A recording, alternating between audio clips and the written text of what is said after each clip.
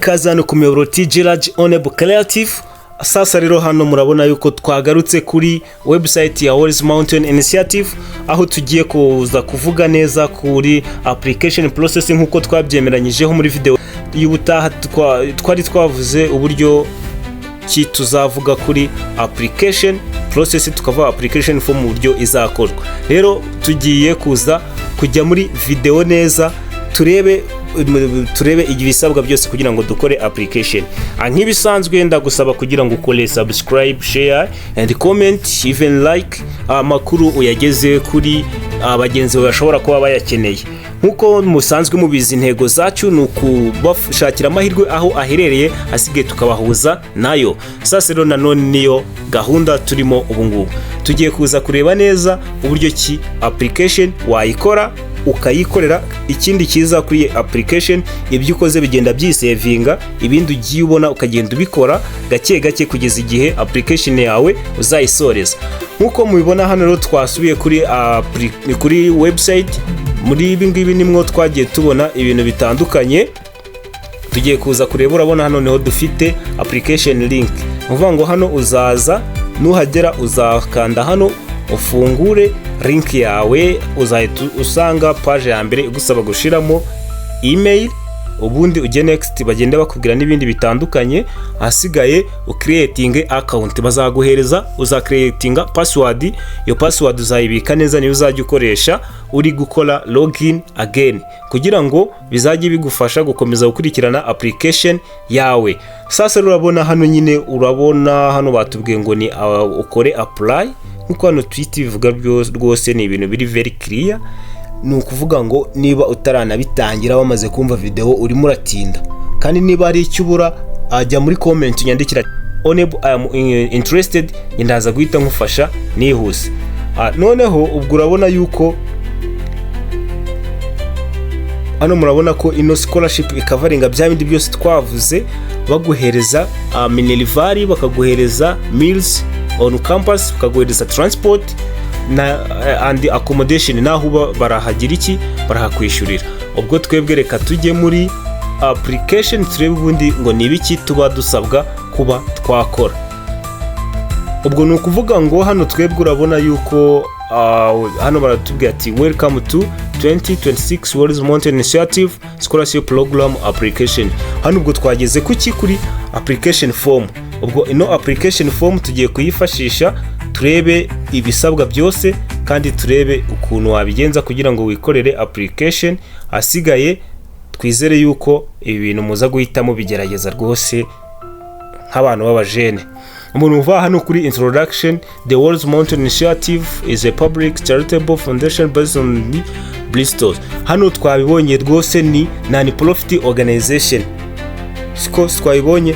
None ukuvuga ngo iyo ikintu ikora twabibonye ni support, ariko ku bantu bageze muri kaminuza. Bishatse kuvuga ko igusupportingira muri kaminuza wigamo, y'ubwayo ntabwo iri kaminuza. Ibwo iyo uri kuri kaminuza hano iguhereza ibiki: university tuition and fees, books and required course materials, accommodation and meals, transport. Ubwo ni ukuvuga ngo nka gutya, dutanga urugero nk'abantu bakunda gukora massage, hari ibikoresho byinshi bitandukanye bagomba kuzagenda bafite, nabyo irabibishyurira. Ama transport ikayabishyurira n'ibiki byose. Hano hari indi notice, hano bongera batubwira ati WMI scholarship is not full funded. Murabyumvise, twibutse yuko hari aho twabonye ko ugomba kuba ufite sosi nkeya, none ikabaza kuba yagusupportinga mu bundi buryo. Sasa rero ubwo aya mahirwe uyagerageze, ishobora kukavaringa full cyangwa ikaguhereza igice muri yo, ntabwo wamenya uburyo ki bizakugendekera. Reka twihute ubundi twigire kuri application form. Haba hari ibibazo bimwe bagenda babaza, ibibazo rwose ntibizagucange. Hano ni ukuvuga ngo ibitwara bibonye ugomba kuba ufite imyaka munsi ya 35 cyangwa se 35, ariko mu kwezi kwa 8 tariki ya mbere, icyo gihe akari ibyo bintu bizarebwa. Ubwo iki gihe nyine wakagombye kuba ufite imyaka nibura 34, kugira ngo nitugera icyo gihe 35 aba aribwo uzaba uyujuje. Ubu ni ukuvuga ngo hano ni amadetail menshi agiye atandukanye ino scholarship rwose wajya kuri website yabo ukaba wareba. Ni ukuvuga ngo utangira hano kuri school document twabonye ko ari secondary school transcript, ukagira national exam result, ukagira university transcript niba warageze muri kaminuza and university fees structure. Ubwo ni ukuvuga ngo hano barayitanga kuri kaminuza uba wigaho, bagenda bakwereka fee structure uburyo bishura. Noneho iyi ngiyi niyo ufata ukaza kuba wayikoresha ugaragaza aho ngaho kuri What is Mountain Initiative muri application form, kugira ngo barebe uburyo wishura nabo babone uburyo ki bazakwishyurira.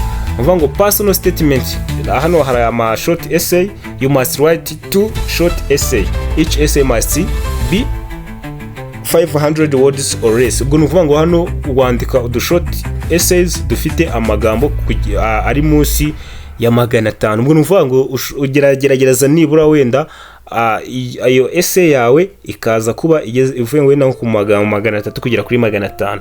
Hano please write, hano urabona bese banabivuga amagambo 350 kugera kuri 500 statement that describe your background and the experience that have shaped your life. Ubwo nukuvuga ngo hano uragerageza rwose bya bintu muba mukoresha ChatGPT, Gemini n'ibindi AI, hano urabyirengagiza. Vuga background yawe, wowe urizi nko kuva igihe wibuka nyine ubuzima wagiye ucamo, byose ubivuge neza. Noneho ube wavuga ni na experience wagiye ugira mu buzima bwawe byatumye umera ukuri cyangwa se uba uwuriwe uno munsi. Ni ukuvuga ngo ibyo nibyo bizajya bigufasha kugira iki, kuba wakora application ukumva kutari muri afojani ngo urimo uravuga amakuru y'ukuri. You may include information about your family, ugomba kuvuga ibijyanye na family yawe, community, education. Ibwo izo zose ukagenda uvuga experience ya challenge nyine wagiye uvuga uhura nazo, or any challenge on opportunities that influenced you, cyangwa se amahirwe waba waragize mu buzima agatuma urugendo rwawe ruba clear, cyangwa se uhita ushiramo imbaraga, ushiramo agatege. In your essay, please explain what circumstance led you to apply for the WMI scholarship. Ni ukuvuga ngo hano uzavuga n'icyo kibazo ushobora kuba waragize ukaba wumva uhita ufata umwanzuro kugira ngo ukore hano application. Why you believe you are a strong candidate, include qualities, value or achievement that demonstrate your commitment to our goals. Ubwo ni ukuvuga ngo hano kuko urumva n'ubundi goal ni ukuba bateza imbere abanyeshuri cyangwa se urubyiruko ruri mu bihugu bitera imbere, nabo bakaba babasha kugira iki gukora bagateza imbere ibihugu baturukamo. Ubwo urumva hano ni ukuvuga ngo niba wavuze ngo demonstrate your commitment to our goals, ugomba kuba ugaragaza neza uburyo ki nawe wumva ushaka gukorera igihugu cyawe cyangwa se community yawe ukayizamura. Ubwo ni ukuvuga ngo ibi byose ugenda uba clear, ukagerageza ukavuga kuri wowe neza. Hano dufitemo ama essay menshi, ntabwo ari imwe. Noneho buri essay iba ifite ikibazo cyayo, ubwo uri gukora application ugenda uhita ubibona. Recommendation leta nazo twayibonye hano, ushobora kwafungura ukareba guide uburyo ki application leta ikoreshwa. Hano uza kugera aho uploadinga your ID hamwe n'ifoto. You must upload a headshot photo. Ubwo nukuvuga hano ugomba kuba iri passport nk'ibisanzwe kandi imeze neza, ukashiramo na national ID. Hano ni za closing date and opening date nk'ibisanzwe. Reka dukomeza. Hano hari section ni urabona ni ibintu bisanzwe kandi biri very clear, byoroheje. Hano tugira first name, middle name, ni ibintu bisanzwe, family name, email yawe igomba kubikora ikora neza nta kibazo. Umuriro uraje ncange. Noneho ikindi ukaza kugerageza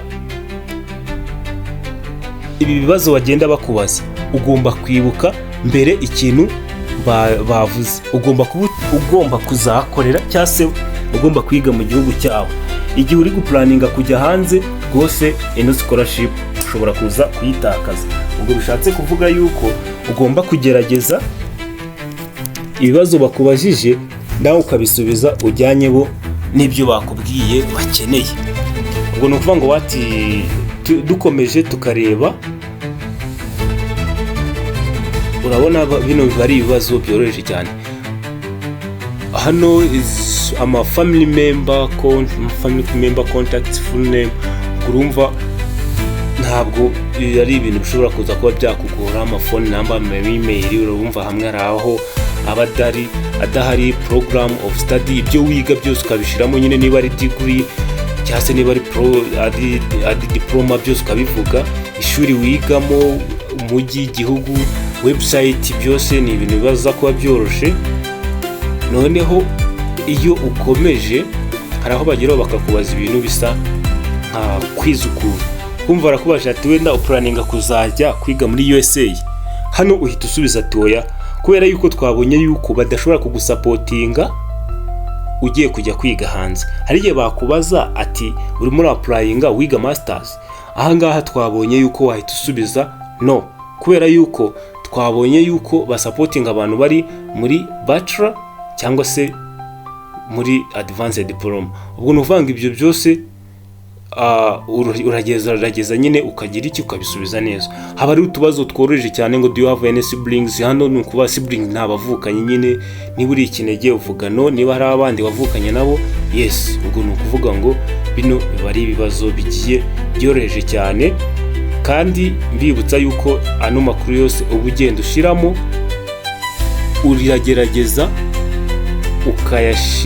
ukayashyiramo nyine, yego ukanabizirikana, ariko ukaba uzi neza ko ubutaha uzabisangamo. Ubwo ni ukuvuga ngo hano ugera ugakora ibintu bisa nk'ari budget, please underestimate the cost in your local currency. Hano niba ugiye gukora wenda bakakubaza ati ku mwaka wumva mwishura ngahe, ubwo urabikarikira, wasoza niba ubonye wenda ari miliyoni 3, uhita ugerageza kugira iki, hari aho bakubwira ngo bishire muri local currency, ubwo uvuga amafaranga nyine y'u Rwanda niba uri umunyarwanda, niba uri umuganda uvuga amashiringi. Hari aho bagusaba kubishira hehe mu madolari, ubwo nyine urakonvatinga bijyanye n'ibiciro biri ku isoko, ntabwo biba bigoye.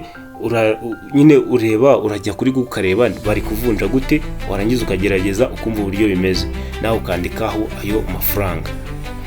Hano urabona nk'ubu hano bavuze ngo ni total in USD, ubwo ni United States dollars, nyine birumvikana hari niho amafaranga bayakoje. Hano urabona dufite ama scholarship menshi, ibibazo byinshi bigiye bitandukanye, ariko ibi ngibi nizere yuko bitazababera imbogamizi, kandi ni ibintu biri very simple kandi clear. Nizere yuko iba ari ibintu tugiye kuza guhita dukorera hamwe ubundi tukabisoza. Murabona ko birangiye, nizere yuko buri wese agiye kuza guhita agira iki abikora. Noneho ubwo muri comment niho tuza kugenda dusubiriza ibibazo bigiye bitandukanye, kandi na essays ku bantu bashobora kuba bakenera ko tubaha guide. Impamvu tutabandikira ntabwo byaza kuba ari byiza cyane, ako turimo turavugana ushobora kunganiriza ku buzima bwawe n'ibiki byose, nkahita numva ibyo ngomba kugira iki gushira muri essay yawe nkabasha kuyandika. Ubwo rero nizere yuko ibi ngibi ari ibintu tugiye kuza guhita duhurizaho tukabikora kandi bikaza kugenda neza. Ubwo amahirwe masa ku bantu bamaze gufata iya mbere bakaza guhita bafata umwanzuro wo kugira iki kugerageza ano mahirwe. Mukomeze mugubwe neza kandi nizere yuko muzabigiramo umugisha.